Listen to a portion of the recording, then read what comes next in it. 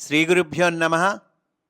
శ్రీరామకృష్ణ పరమహంస గారు మనలో మార్పును తీసుకువచ్చేటువంటి గొప్ప విషయాన్ని, ఆ తత్వాన్ని చిన్ని కథల ద్వారా మనకు ప్రసాదించారు. అటువంటి ఒక కథను ఈరోజు చెప్పుకుందాం. ఒక అతను ఒక భూతం ఆవహించిన చెట్టు క్రింద నడుస్తూ, బంగారంతో నిండిన 7 బిందెలు నీకు కావాలా అన్న అశరీరవాణిని విన్నాడు. అతను అటు ఇటు చూశాడు. ఎవ్వరూ కనపడలేదు. 7 బిందెల బంగారం ఇస్తానన్న మాట అతడిలో పేరాశ కలిగించింది. వాడు ఆహా తీసుకుంటాను అని గట్టిగా అరిచాడు. ఇంటికి పో, ఆ 7 బిందెల్ని నీ ఇంటికి చేర్చాను అని సమాధానం వినిపించింది. ఈ విచిత్రం ఎంతవరకు నిజమో చూద్దామని ఆతృతతో వాడు ఇంటికి పరిగెత్తాడు. ఇల్లు చేరి చూసేసరికి బిందెలు ఎదురుగా కనపడ్డాయి. వాటిని తెరిచి చూస్తే అన్నీ బంగారు నాణేలతో నిండి ఉన్నాయి. కానీ 7వ దానిలో కొంచెం వెలితి ఉంది. ఆ మంగలి మనస్సులో ఇప్పుడొక తీవ్రమైన కోరిక కలిగింది.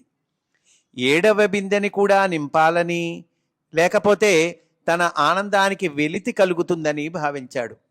అందువల్ల అతడు ఇంట్లో ఉన్న వెండి బంగారు నగలన్నింటినీ అమ్మివేసి వరహాలుగా మార్చి ఆ బిందెలో వేశాడు. కానీ ఆ బిందె నిండలేదు. దానిలో ఇంకా కొంత వెలితి ఉన్నది. దీనితో అతనికి చాలా అసంతృప్తి, తీరని ఆరాటం కలిగాయి. తాను తన కుటుంబం సరిగా తిండి కూడా తినకుండా కడుపు మార్చుకొని మరికొంత ధనం పోగు చేసి ఆ బిందెలో వేశాడు. కానీ ఆ వింత బిందె ఎప్పటిలా వెలితిగానే ఉండిపోయింది. అతడు రాజుగారి వద్ద పనిచేసేవాడు. వాడు రాజుగారిని సందర్శించి తన రాబడి కుటుంబ పోషణకు చాలడం లేదని తన జీతాన్ని పెంచమని కోరాడు. అతడి మీద అభిమానం ఉండటం చేత వాడు కోరగానే రాజు వాడి జీతం రెట్టింపు చేశాడు. ఆ జీతాన్ని కూడా అతడు కూడబెట్టి బిందెలో వేస్తున్నాడు. కానీ ఆ వింత బిందె ఎంతకు నిండదే. చివరకు అతడు ఇంటింటికి తిరిగి బిచ్చమెత్తి ఆ సొమ్మును తన నెల జీతంతో సహా ఆ వింత బిందెలో పడవేయడం మొదలుపెట్టాడు. అయినా సరే అది ఎప్పటిలానే ఉంది. అది నిండే సూచనలు ఏమీ కనపడలేదు. నెలలు గడుస్తున్నాయి. కానీ 7 బిందెల భాగ్యం కలిగి ఉండి కూడా నిర్భాగ్యుడైన అతడి దుఃఖం నానాటికి పెరిగిపోతోంది. రాజు వాడి దైన్యస్థితిని కనిపెట్టి ఒకరోజు, ఏరా, నీ జీతం ఇప్పుడున్న దానిలో సగం ఉన్నప్పుడే ఎంతో ఆనందంగానూ ఉల్లాసంగానూ ఉండేవాడివే, ఇప్పుడు రెట్టింపు జీతం సంపాదిస్తున్నా దీనంగా బిక్క ముఖం వేసుకొని ఉన్నావెందుకు? నీకు ఏమి కష్టం వచ్చింది? ఒకవేళ నీకు గాని ఆ 7 బిందెలు తారసపడ్డాయా అని ప్రశ్నించాడు. ఆ మాటలు విని అతడు ఉలిక్కిపడి, మహాప్రభు, ఏలిన వారికి ఈ సంగతి ఎవరు చెప్పారు అని అడిగాడు. రాజు ఇలా అన్నాడు, నీకు తెలియదా?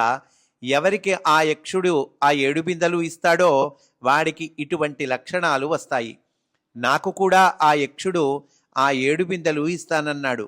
కానీ నేను ఆ సొమ్ము దాచుకోవడానికా లేక ఖర్చు పెట్టుకోవడానికా అని అడిగేసరికి వాడు పారిపోయాడు. ఆ డబ్బు వాడుకోవడానికి పనికిరాదు అని నీకు తెలియదా? ఆ డబ్బు చేజిక్కిన వారికి ఇంకా ఇంకా కూడబెట్టాలనే ఉంటుంది, కానీ ఖర్చు పెట్టబుద్ధి కాదు. తక్షణమే వెళ్ళి ఆ బిందెలు తిరిగి ఇచ్చివేసిరా. ఈ సలహా విని అతడు బుద్ధి తెచ్చుకొని యక్షుడు ఆవహించిన ఆ చెట్టు దగ్గరకు వెళ్ళి, ఓ యక్షుడా, నీ 7 బిందెలను నీవే తీసుకో అన్నాడు. సరే అని ఆ యక్షుడు బదులు పలికాడు.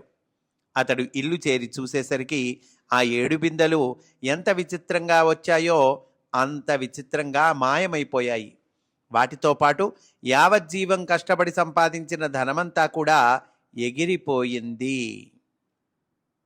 లోకంలో కొందరి పరిస్థితి ఇలాగే ఉంటుంది. నిజమైన ఆదాయం ఏమిటో, నిజమైన ఖర్చు ఏమిటో తెలియని వాళ్లకు ఉన్నదంతా సర్వనాశనము అవుతుంది. అంటే ఈ కథలో మనం నేర్చుకోవాల్సింది, డబ్బు కూడబెట్టడానికి ఒక లిమిట్ అనేటువంటిది లేదండి. ఎంతైనా కూడబెట్టుకోవచ్చు. 10 కోట్లు ఉన్నవాడికి కూడా తృప్తి కలగట్లా, 100 కోట్లు సంపాదించిన వాడికి కూడా తృప్తి కలగట్లా. ఇంకా ఇంకా ఇంకా ఇంకా సంపాదిద్దాము. అది న్యాయమైన మార్గంలో కాకుండా ఏ మార్గంలో అయినా సరే, అవినీతిగా అయినా సరే ఎలాగోలా సంపాదిద్దాము, కూడబెడదాము అనేటువంటి ఆ వ్యసనం బారిన పడుతూ ఉన్నారు. ఇక్కడ ఆ యక్షుడు ఆవహించాడు ఇతన్ని. ఆ యక్షుడు వీడిని పట్టుకున్నాడంటే అర్థం ఏమిటంటే, అదిగో ఆ డబ్బు కూడబెట్టుకోవటం అనేటువంటి ఆ వ్యసనము ఇదిగో వీడిని పట్టుకున్నది అని అర్థమండి. ఏదో కావాల్సింది సంపాదించుకోవాల్సిందే, కాదంటం లేదు. కావలసిన అవసరాలు తీర్చుకోవాలి. అంతేగాని ఆ డబ్బు పోగు చేయటం అనేటువంటిది ఒక వ్యసనంలాగా మారకూడదు. మారితే ఏమవుతుందంటే, అదిగో ఇతని పరిస్థితి ఏమైందో అదే అవుతుంది అనేటువంటిది ఇక్కడ మనకు చక్కగా తెలియచేస్తున్నారండి. స్వస్తి. వాసుదేవ.